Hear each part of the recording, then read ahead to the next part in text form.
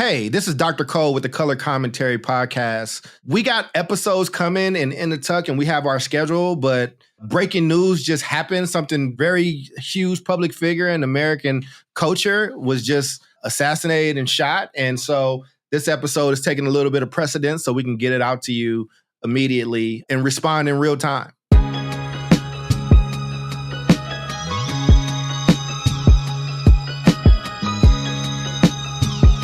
Charles, breaking news here. I'm reading from The Guardian. Charlie Kirk, the powerful right-wing activist, Trump ally and executive director of Turning Points USA, has died after being shot in the neck on Wednesday while speaking at a university campus in Utah.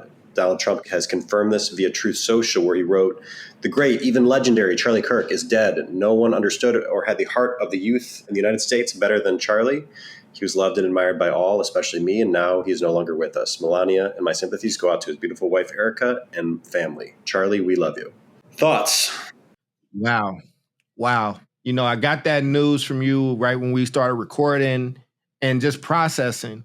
I don't like to see anybody die. I don't like to see anybody shot. I mean, this is, a little worried about what the blowback may be. And Charlie, he poked at a lot of people.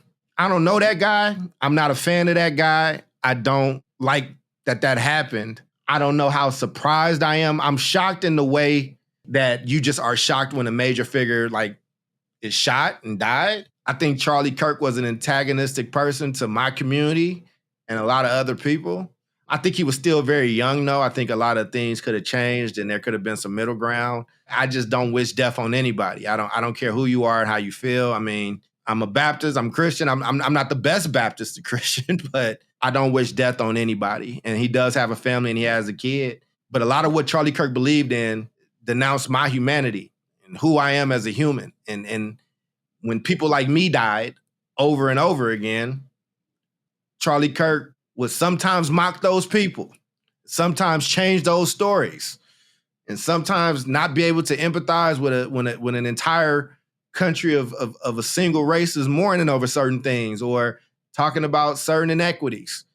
And, there's a lot of leaders that I love. Malcolm X is my favorite leader of all time. I went to the same elementary school as Huey P. Newton. I was born in Maywood, the same neighborhood that Fred Hampton, the great Fred Hampton, was born. My grandmother, my aunts, they knew Mamie Till, Emmett Till's mother. All these people that I love were martyred, and they were killed just for trying to get equal rights for somebody like me to be able to sit on the stage and do this type of work with a white person and me as a black person, and we can have these conversations freely and safely. And when George Floyd died, Charlie Kirk liked to call him things like a drug addict or, denounce that he wasn't killed, he just OD'd. I hear this point. I think that this makes it more likely that black activists will die rather than less likely. Yeah, I think that there would probably be some retaliation. I'm just saying it ain't the first time this happened in this country with a figure that's larger than life. When King died, there was riots all over the country, right? Malcolm X's death radicalized and is in the DNA of the Black Panthers, right? Like these things have an effect. I do think this will radicalize some people.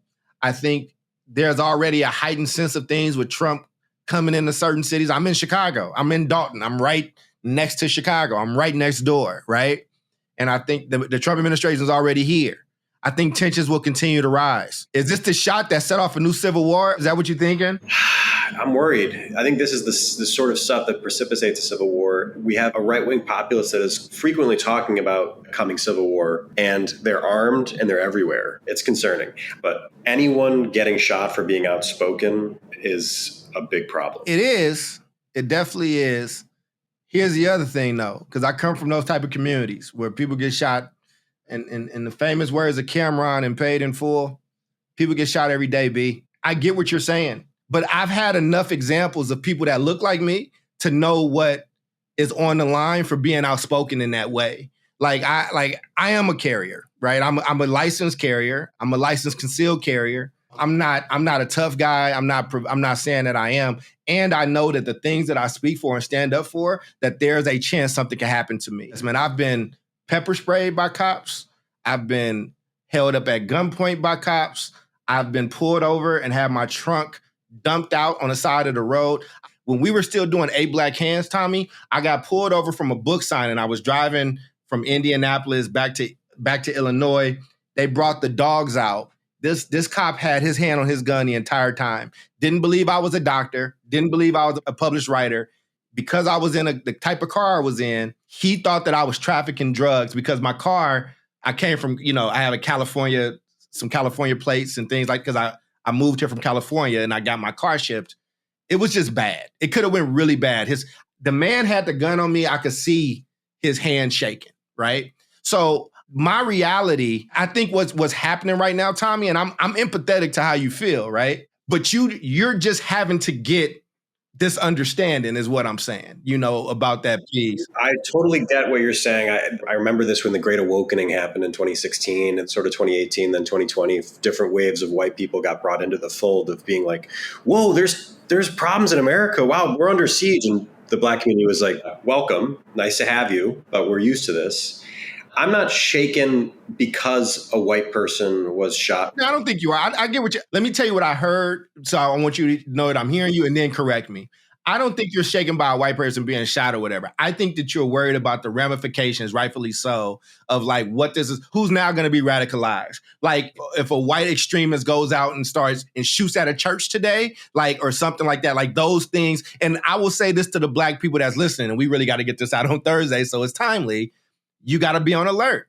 Like you have to be on alert. But Tommy, a few years ago, there was a nice young white boy who looked like a nice young white boy that went into a church in South Carolina and prayed and worshiped with these people and then led off and killed everybody in that church, man. Like this happened a few years ago.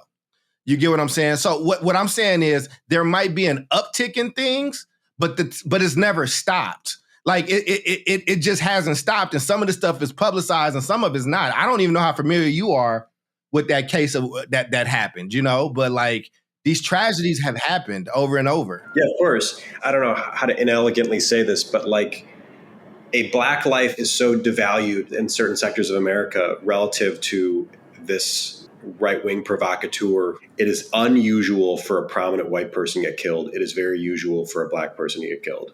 If you're speaking from the perspective of the Black community, I'm worried about what people who look like me will do. Yeah. And again, I mean, I've been worried though about what some white people that look like you would do though, right? And what some people that look like me might do, right? Like this will definitely heighten the tensions because for the reason that you said, which is a part of the problem, because white ice is still colder, meaning that like a white life is still carrying more value than a church full of religious, nice people who welcomed an outsider into their religious community and he murdered them. You know what I'm saying? I know what you're saying. And so Charlie Kirk was a provocateur in the way that I didn't respect. I don't agree with him. I mean, I respected his right to say it, but you can't keep poking bears, man. You can't keep saying things like that, antagonizing people, pushing people. At some point, somebody will shoot at you. Now, there's going to be some innocent people that's going to have to bear the brunt of this stuff. And I hear you on that, man. Again, and I'm hearing it right now. This is like, I'm trying to be elegant in an inelegant situation, but I mean, because this is the thing. I don't agree with the man being killed. I actually would have preferred to, to see him be tested intellectually in certain ways and pushed. But he's a provocateur and he sparked a lot of people. He sparked a lot of, young white boys in basements that don't feel love from girls, don't know how to socialize, kind of incel community or whatever. Like he's giving them things that they didn't have. What I'm saying is your people going to have to ask themselves some serious questions too, in the way that we've had to continuously ask ourselves these questions. And I don't even mean it that way because there are some questions we're going to have to, there's things that we got to deal with too, right? Like I'm not trying to, and I'm not even trying to both sides this thing. I'm just trying to show that I can see how the reactions are playing out. My own personal thing wasn't, oh, damn, it's so sad that man got killed, though. It was me thinking about other people like, y'all better be ready because I'm not walking around here lacking. And something could happen to me. I'm not tough. I'm not Rambo. I hope I never have to pull that thing out and use it, right? Because I probably won't be very good at it. A shooting range is very, very different from from being live and in front of somebody. Now, the difference with me, a little bit, Tommy, that you don't know, my dad's a Marine, my cousin's a Marine, my uncle's a Marine that fought in Vietnam, and my brother did 2 tours in Iraq and 1 in Afghanistan. And I grew up around guns and in places, not a good thing, but there's some benefit to it in the sense of I'm not uncomfortable when I see guns. Like when I go to the range, I'm used to people with their open carry. I'm used to, I know how to handle weapons. I've helped teach people how to handle weapons and things like that. I'm not, and I don't want to see it come to that. But I'm telling you, if you're a black person listening to this, as Tommy has rightfully pointed out, there's going to be some white people on edge. And I would not be surprised if there was some shootings that happened.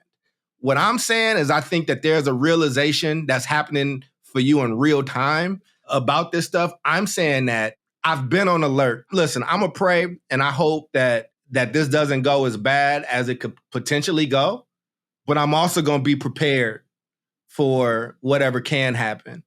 But I don't hate white people. I've never hated white people. I think that there are people in this country that are having a reckoning with race in different ways. I think that there are people that need to be heard in different ways. And I think that we still all got to keep doing the work. I still consider people to be my neighbor, and I'm going to protect me and mine. And I do hope that we get to a better place in this country racially. And I hope that there's some kind of lesson that don't be a grifter and just go and say insidious shit to black people all the time and then not expect, certain things to happen.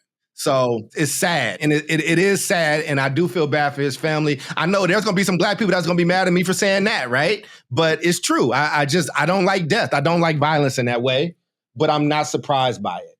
And I have to reconcile that right now. Okay, I hear everything you're saying, and I have sympathy for this man who died. I want to return to your point of I want to learn from this moment that I am someone who is constantly being awoken to the ills of this country and this world. So I don't want to now say, no, I'm fully awoken. I've known. So I want to learn from this. But I will say one of the reasons I am uniquely startled in this moment is because I think that there are literally militias across the country talking for years about a forthcoming civil war.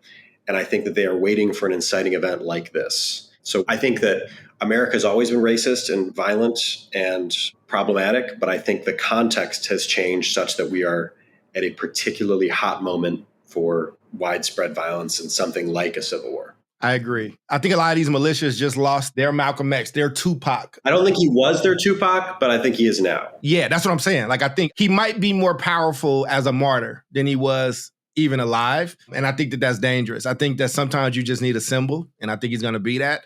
I do think that we need to be paying attention to these militias. I think that, and this is why I said what I said earlier, right? Like, to Black people, you need to be aware. And I do think that I think Black people should be gun owners in the place. I just think that you should be. Now, I will say this doesn't change my relations with white people. Like I said, I don't hate white people. I'm not on that tip. I think there's a lot of people that's just trying to do the best they can with what they got. I think there are some conversations that need to be had. I think Charlie Kirk, if there was a flame, Charlie Kirk took a water hose full of gasoline and sprayed it on it.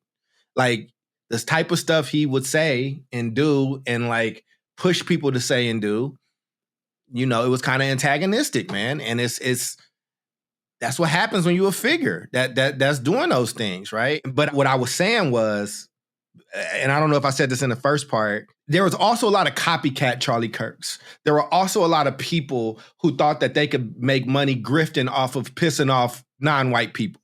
It became an economic epicenter. It became an economic strategy. People are strategically saying the N-word and knowing that they're going to get canceled, but there are going to be a swath of people that do a GoFundMe, and now they got $500,000 to get their career started. I don't know if you saw that traditional wife lady who actually has a mixed child, by the way, who got fired from her job, like who went viral and got fired from her job, but thanked everybody because she got so much money and opportunities, and now she does Pierce Morgan. Like, this has been a strategy. On some level, I hope this discourages people who may not even have as stronger feelings as Charlie did, but see it as a grift, see it as an opportunity, that this ain't the best way to grift. It's dangerous. You know how it's dangerous, Tommy? It's dangerous the same way that a kid from the suburbs becomes a rapper and acts like he's a gangster and then gets murdered by other gangsters. Like I hear what you're saying and I know what you're saying, like, but I see this in so many different aspects of like Black life and the Black culture that I'm a part of. Like, I love Tupac. I'm not a thug. I don't run around screaming thug life. It's just not what I do. And if you do, you got to know at some point, somebody's going to test you. Somebody's going to try you. I just think the power is so unevenly distributed such that I think you're hoping that it will have like a chilling effect on white violent rhetoric. Yeah, no, I think you're right. Realistically, I know that it would bolster it. Realistically, I know that there are going to be some people that's going to go out and they are emboldened right now. I think it emboldens white violent rhetoric and threatens Black provocateurs. I agree. And what I'm telling you, man, is we got to be ready. We have to be ready for what that means. And there are some hard truths that's about to come around the corner. But as somebody who grew up homeless, as somebody who had both parents in and out of jail, as somebody who lost a vast chunk of his friends through violence, through gun violence, somebody who knows Fred Hampton Jr. and did a video with him. I got shadow banned for doing a video with Fred Hampton Jr., whose father's gravesite still gets shot up every single year on his birthday, by the way. You get what I'm saying? Like, some of this stuff, some of these militias have already been putting in work. They've been out here. So we're going to see what happens. I'm going to be prayerful. And I'm going to be hopeful, but I'm also going to be prepared. I mean, it sucks, man. And I wouldn't have wished death on that man. I want to say that again. I know that there are some people that are be mad at me for saying that as a Black person, but I didn't. I actually didn't look at Charlie Kirk like that. Like, you know, to me, he wasn't that. He wasn't like that to me. He wasn't like I could see how James Baldwin or Malcolm X can scare people, right? Because they're so articulate in what they do. And like this, I just saw Kirk as like somebody who found a grift, like a male version of Ann Coulter that took it up a notch and found a way to kind of do it a little bit different and a little bit better, and who Trump ingratiated himself with because he was young and Trump wanted youth. He wanted the youth vote. I think Charlie Kirk had a stronghold on white kids, on white people. And I think these militias probably wasn't really rocking with him all that tough, but I do think that this was the incendiary bullet that gave them enough reason to go out and do something. It's the proverbial, battery in their back. But what I'm saying is, it's been rough for us, bro. It's gotten less rough at times and more rough at times, but it's just on the same continuum. For us, that number line is moving and shifting, in a different type of way. I think for white America, though, I think for this next level of enlightenment, right? Because this has happened before.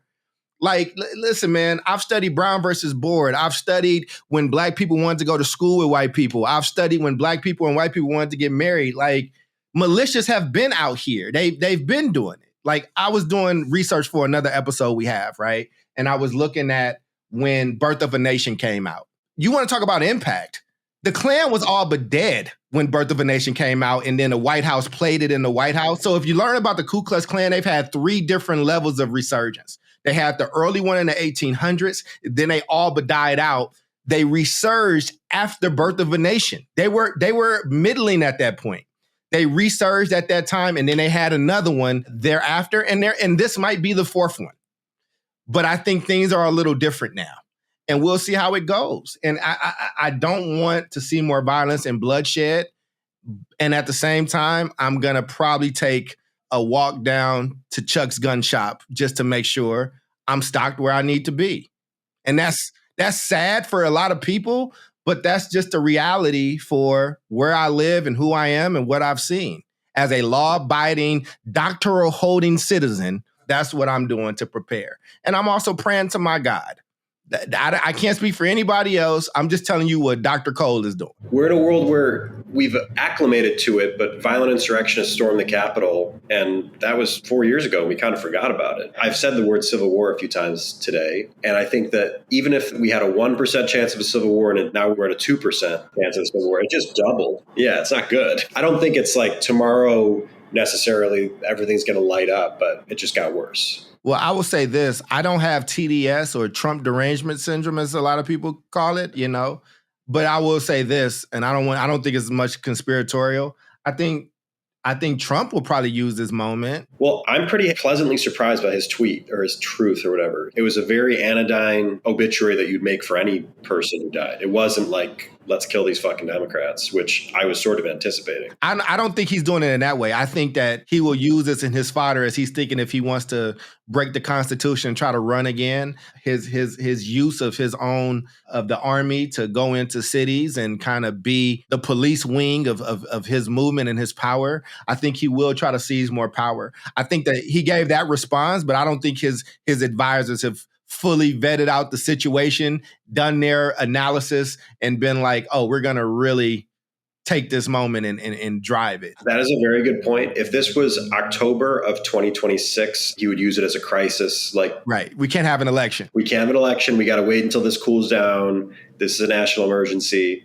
And he's already laying the groundwork for that. So we'll see where it goes. But that was a really good point. He will make this bigger than Charlie Kirk. He will use this. He will talk about white. Listen, when he brought the Afrikaners here and gave them full immunity and they get to be citizens and or whatever, asylum here, the white Afrikaners of South Africa. I mean, if he used that, right? If he used that conflict and we became a refugee state for those people, I think this Charlie Kirk thing sets up things for him in a different way that I think his team will try to take advantage of. But maybe he'll surprise me and be a decent person. I don't know, Tommy, but I know I appreciate the people that I love and that I care, and I will hold them close. I appreciate my partnership with you and my friends that are black and not black and white or whatever. You know what I'm saying? I think we'll see how humans behave. And while I don't always believe in a human, I do believe in humanity to a degree. So we're going to see. But whatever it is, pray and be prepared is what I would leave people with. I think this has been a special episode, and he has a child, he has a wife, he has a family, and even if those people hate my guts, even if they racist or sycophants or whatever, I don't know. I know there's an innocent child. I know there's a family that's mourning, and, my condolences. I'm not trying to be insensitive to that. I'm still a human. And at the same time, I mean, a few weeks ago, bro, it was like 50 people that got shot over here, bro. People get shot every day, B. We lost a lot of leaders. We have seen our leaders be assassinated, or at the very least, their character assassinated over and over again since Martin Luther King. If you want to tally up since Martin Luther King to today and JFK to today, in a country where we're less than 13% of the whole population, our number is significantly higher. Thank you for listening to Color Commentary with Dr. Cole. We love to hear from you, so drop us an email at colorcommentarypod@gmail.com. Again, that's colorcommentarypod, P-O-D, @gmail.com. And if you like what you hear, please subscribe to the show, leave us a 5-star rating, share it on social media, and join us every Thursday for more Color Commentary with Dr. Cole.